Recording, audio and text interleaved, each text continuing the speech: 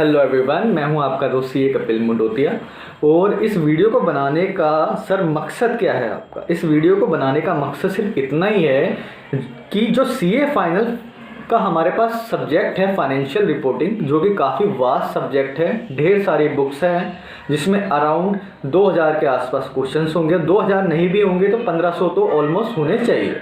अब end moment पे यानी कि लास्ट डे पर सर क्या हम हर क्वेश्चंस को ट्राई कर सकते हैं? नहीं कर सकते, पॉसिबल ही नहीं। तो आपको ये पता होना चाहिए कि आपको लास्ट डे पे कौन कौन से इंपॉर्टेंट क्वेश्चंस को कवर करना है।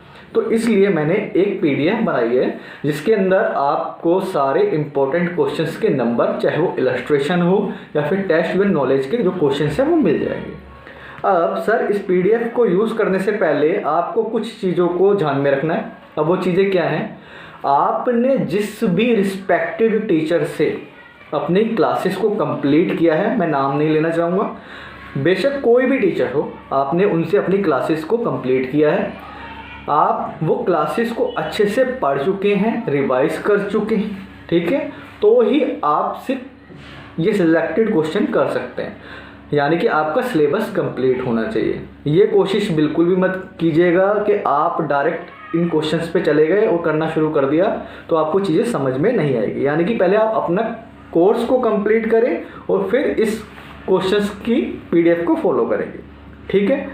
अब हम देख लेते हैं कि इस पीडीएफ के अंदर मैंने 2 कैटेगरीज बनाई हैं।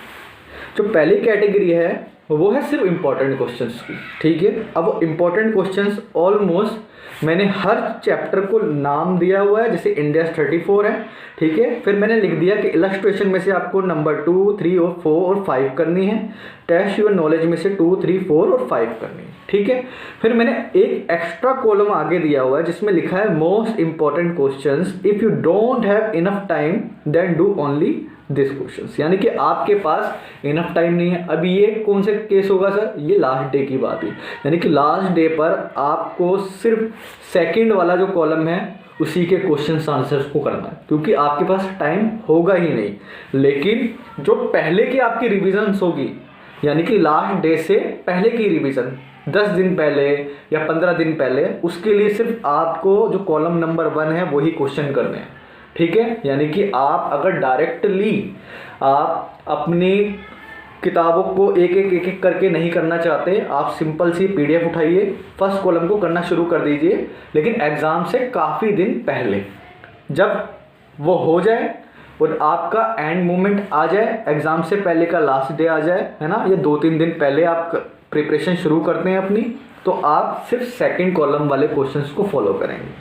अब सर हमें ये बता दीजिए कि क्वेश्चंस के नंबर कितने होंगे, यानी कि ये जो क्वेश्चंस हैं ऑलमोस्ट कितने होंगे आपके अकॉर्डिंग? सर जो फर्स्ट कॉलम में दिए हुए हैं वो ऑलमोस्ट मैंने 500 क्वेश्चंस को लिया है पूरे स्टडी मैथ्स से। सिर्फ हमने स्टडी मैथ्स की बात कर रहे हैं, ठीक है। और सेकंड कॉलम के अंदर मैंने उसको घटाकर 500 क्वेश्चंस को घटाकर मैंने उसे 465 के अराउंड कर दिया, यानी कि थोड़े से कम कर दिए। सर क्या ये भी ज़्यादा नहीं है? नहीं सर, ये ज़्यादा नहीं है, ये आपको करने ही पड़ेंगे हर हाल में, क्योंकि हमारा मोटिव 100 नंबर लाना नहीं है। हमारा मोटिव है कि हम फाइनेंशियल रिपोर्टिंग के अंदर 60 से ज़्यादा स्कोर करें और 80 तक चले जाएं। क्या कहा मैंने? 60 से ज़्यादा और 80 तक हम चले जाएं। सर क्या 85 तक जा सकते हैं? जा सकते हैं, लेकिन वो 15 नंबर आप मत जोड़िएगा, क्योंकि वो 15 नंबर इंडेक्स 115 में से है और मैंने 115 को इसमें कंसीडर नहीं किया इस पीडीएफ में। सर आपने क्यों नहीं किया? क्योंकि एक तरीके से उस इंडेक्स को करना अपने आप में बहुत बड़ी बात है। वो इंडेक्स एक तरफ है और बाकी सारे इंडेक्स एक तरफ है। तो कोशिश कीजिए कि पूरा सिलेबस कंप्लीट ना करने की बजाय अगर आप एक इंडेक्स को छोड़ भी देते हैं ना, तो आपकी एक्यूरेसी लेवल बहुत ज़्यादा अच्छा होना चाहिए, स्ट्रॉन्ग होना चाहिए। अगर आपने 85 मार्क्स का अटैम्प्ट किया है पेपर में, तो आप मेरा यकीन मानिए आपकी एक्यूरेसी इस लेवल की होनी चाहिए कि आपके 65-75 आ जाए, यानी कि 10 नंबर से ज़्यादा एग्जामिनर आपका बिल्कुल भी मार्क्स कट ना कर सके। तो इसमें मैंने 465 क्वेश्चंस डाले हैं जिनके नंबर आपको प्रेस्क्राइब किए हैं, illustration wise, test with knowledge wise, हर इंडेक्स के सिवाय इंडेक्स 115 के। अब सर आपने बता दिया हमें कैसे कैसे करना है, ठीक है। अब आप हमें बताइए हमें पीडीएफ मिलेगी कैसे, है ना। तो इस पीडीएफ को अगर आपको पाना है ना, तो आप क्या कीजिए, इस पीडीएफ में मेरा व्हाट्सएप नंबर होगा, ठीक है। आप सिंपली जाइए और वहाँ मुझे हाय का मैसेज सेंड कर दीजिए और अपनी कुछ डिटेल्स दीजिए, लाइक आपका नेम क्या है, आपका रजिस्ट्रेशन नंबर यानी कि एनआरओ सीआरओ क्या है, और आपका अटेम्प्ट कब ड्यू है, ठीक है। आप वो लिख के मुझे भेज दीजिए, साथ में लोकेशन, पूरा एड्रेस देने की ज़रूरत नहीं है। अगर आप दिल्ली से बिलोंग करते हैं सिर्फ दिल्ली लिख दिया, न्यू दिल्ली।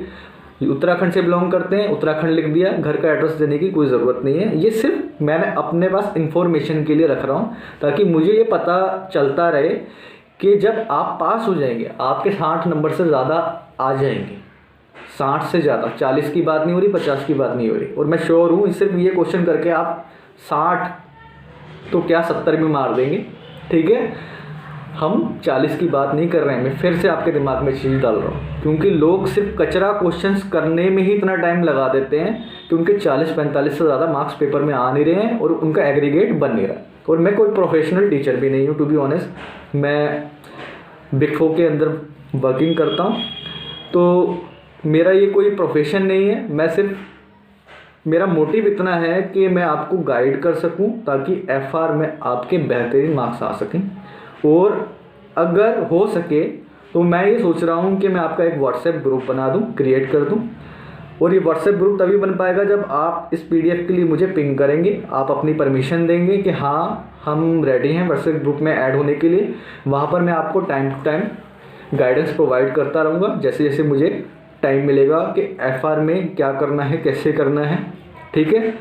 आपसे मुझे कोई पैसा नहीं मिल रहा, लेकिन मैं आपसे इतनी रिक्वेस्ट ज़रूर करूँगा कि आप अपना प्यार मुझ पर बनाए रखेंगी, मेरे चैनल को सब्सक्राइब करेंगे यूट्यूब पे, सोशल मीडिया पे मुझसे जुड़ेंगे, चाहे वो इंस्टाग्राम हो, ठीक है, या फिर मेरा यूट्यूब चैनल हो, या फिर लिंक्डइन की आईडी हो। आप कैसे भी मुझसे कनेक्ट रहिए, बस प्यार देते रहिए और यहाँ से भी प्यार आपको मिलता रहेगा। Thank you so much.